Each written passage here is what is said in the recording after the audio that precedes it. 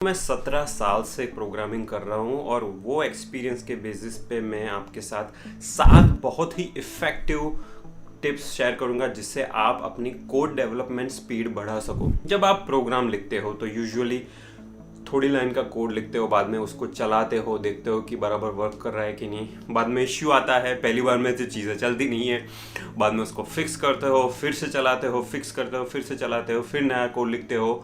तो ये आइट्रेशंस, ये लूप चलती रहती है। तो अगर आप ये सीख ले कि हर एक आइट्रेशन को आप कैसे फास्ट बना सके या तो फिर नंबर ऑफ आइट्रेशंस को कैसे रिड्यूस कर सके, तो वो आपको बहुत ही हेल्प करेगा।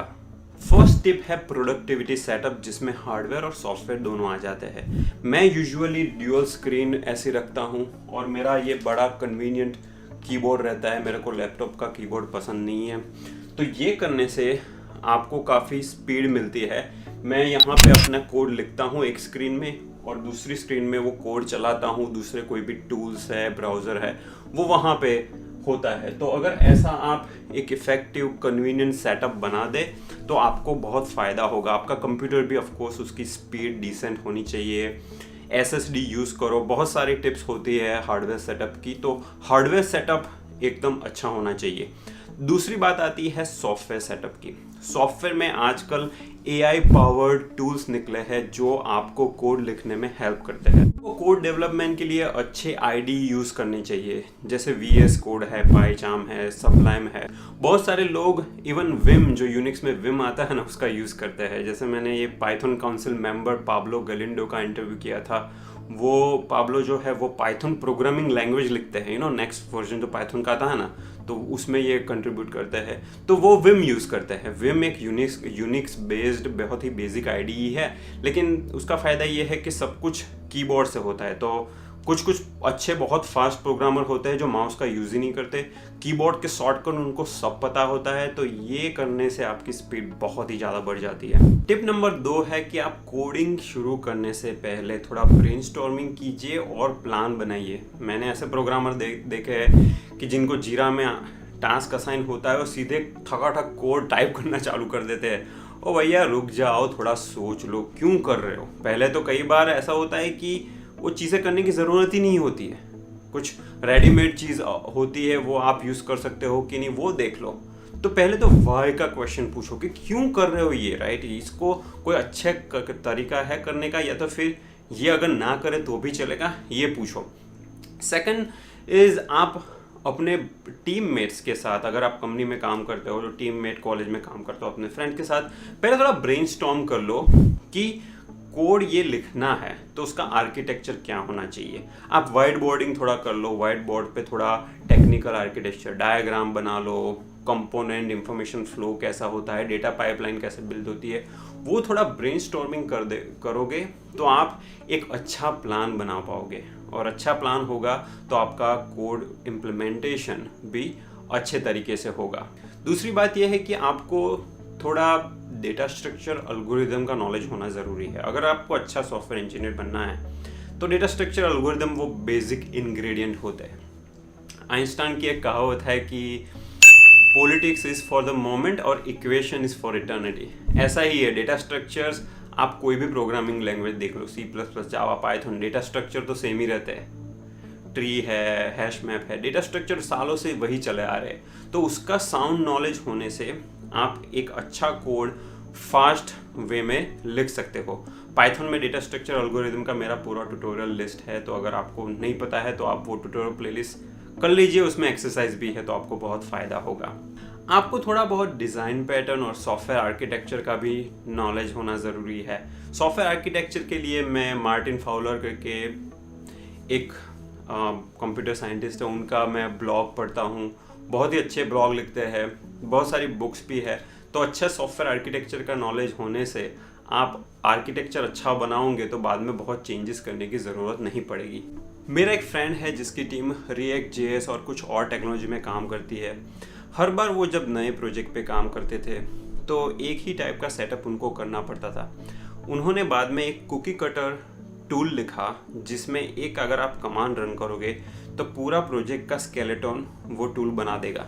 तो अब फ्यूचर में वो लोग जितने भी प्रोजेक्ट में काम करेंगे तो उसका ऑटोमेशन हो गया है। तो ऑटोमेशन है ना, वो टिप नंबर 3 है।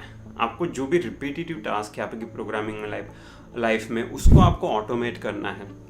CI/CD का यूज़ करने से भी बहुत सारी चीज़ें ऑटोमेट हो जाती है। जैसे मैंने एक चेंज कमिट कर दिया, बाद में मेरे कुछ 100-200 test automatically part of CI/CD pipeline run हो गए, तो मैन्युअली वो रन करने का मेरे को टाइम बच गया। तो ऑटोमेशन करने से आप हर रोज़ कुछ मिनट बचा सकते हो। तो एक्यूमुलेटिव वे में आपने 1 महीने के बाद बहुत सारा टाइम बचाया होगा। चौथी टिप है, आपको गूगल का अच्छा यूज़ करना आना चाहिए। आपको कुछ कोड लिखना है, गूगल में लिखो, मोस्ट लाइकली स्टैक ओवरफ्लो पे आपको रेडीमेड कोड मिल जाएगा।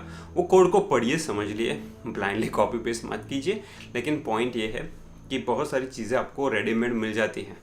कई बार मैं सोचता हूँ कि एज ए सॉफ्टवेयर इंजीनियर हम लोग है ना, प्लम्बर है, मतलब वो अलग अलग कंपोनेंट्स को इकट्ठा करके एक पाइपलाइन बना सकते हैं जिसमें आपको कुछ डेफिनेट आउटपुट आ रहा हो। तो हमें एक अच्छा असेंबली मैन बनना है, अलग अलग जगह से चीज़ों को उठा के उसको ठीक से असेंबल करना है, और इसीलिए रेडीमेड कंपोनेंट्स का यूज़ करना बहुत ज़रूरी है। मैंने ये मिस्टेक की है। मेरे को एक बार पाइथन के अंदर मैं कोड लिख रहा था जिसमें हम लोग एक HTTP सर्वर को कॉल करते हैं, और अगर वो फेलियर होता है तो हमें रीट्राई लॉजिक लिखना था कि भैया थोड़ी सेकंड वेट करने के बाद फिर से रिट्राई करो, फिर से करो। बाद में मेरे को पता चला कि भैया पाइथन में टेनासिटी करके एक रेडीमेड लाइब्रेरी आती है, उसमें जैसे किसी सर्वर को आपको 7 बार रिट्राई करना है, बाद में गिव अप मारना है, तो एक बस एनोटेशन डाल दो, वो खुद से आपका काम कर देगा। तो आपका बहुत सारा टाइम इसमें बच जाता है।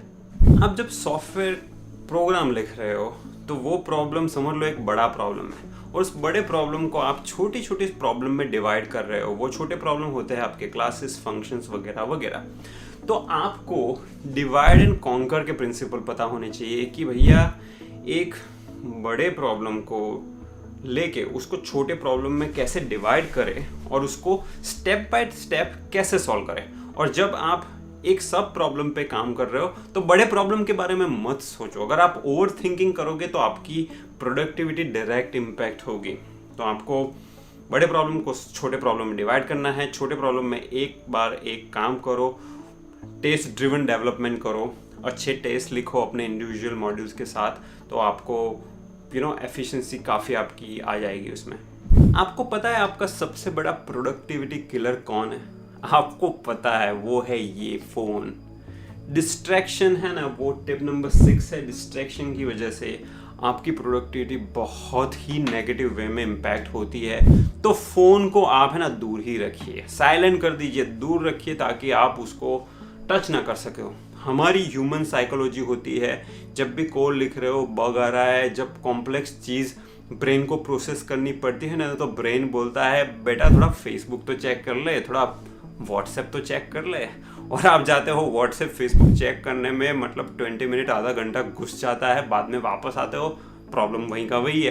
प्रोडक्टिविटी बहुत किल होती है। मैं यूजुअली जब प्रोग्रामिंग करता हूँ तो अपने कैलेंडर में कुछ फोकस आवर्स रखता हूँ, ताकि ना कि सिर्फ फ़ोन, लेकिन मीटिंग्स होती है, लोगों का डिस्ट्रैक्शन होता है, तो वो अगर टाइम स्लॉट मैंने बुक कर दिया है कि भैया फोकस आवर्स, तो कोई मेरे को यूजुअली मीटिंग शेड्यूल नहीं करेगा, मैं फोकस करके मैं काम कर सकता हूँ। दूसरा ये आइडिया होता है कि ऑफिस अगर जा रहे हैं तो कई बार थोड़ा अर्ली जाए, जहाँ पे बहुत सारे लोग ना हो, बहुत डिस्ट्रैक्शन ना हो, या तो फिर थोड़ा लेट रुके। मैंने कुछ लोग देखे हैं जो अपनी शिफ्ट को, अपना वर्किंग आवर्स को थोड़ा एडजस्ट कर देते हैं, थोड़ा अर्ली मॉर्निंग या इवनिंग की तरफ, ताकि कुछ 2 घंटे ऐसे मिल सके जहाँ पे आप बस अपने जोन में हो, कोडिंग कर रहे हो। कोडिंग करने के लिए वो जोन में जाना, डिस्ट्रैक्शन फ्री जोन में जाना बहुत ही ज़रूरी है। लास्ट टिप दोस्तों है डिबगिंग स्किल्स। अच्छी डिबगिंग स्किल्स के बिना कोड राइट करने में बहुत टाइम जाता है। मैंने बहुत सारे प्रोग्रामर देखे हैं जिनको कंडीशनल ब्रेक पॉइंट है क्या वो भी नहीं पता होता है। अगर आपको नहीं पता है तो मैंने एक वीडियो बनाया है कंडीशनल ब्रेक पॉइंट पे, मैं उसका बहुत यूज़ करता हूँ। जब भी प्रोग्राम लिखता हूँ, रन करता हूँ, एरर आती है, तो डिबगिंग करने के लिए अच्छी डिबगिंग स्किल्स होना बहुत ज़रूरी है। और बहुत सारी डिबगिंग स्किल्स है, आप गूगल पे, यूट्यूब पे बहुत सारे वीडियो मिलेंगे। तो डिबगिंग स्किल्स को बहुत ही अच्छी कर दो, ताकि जब प्रोग्राम लिख रहे हो, कुछ इश्यू आता है तो फटाफट फाइंड करो, फिक्स करो, भैया मूव ऑन करो यार, टाइम नहीं है, फटाफट कोड लिखो, बहुत मज़ा आता है ऐसी फास्ट वे में काम करने से। ये थी 7 टिप्स जो मैंने अपने प्रोफेशनल करियर में यूज़ की है, मेरे को बहुत फ़ायदा हुआ है।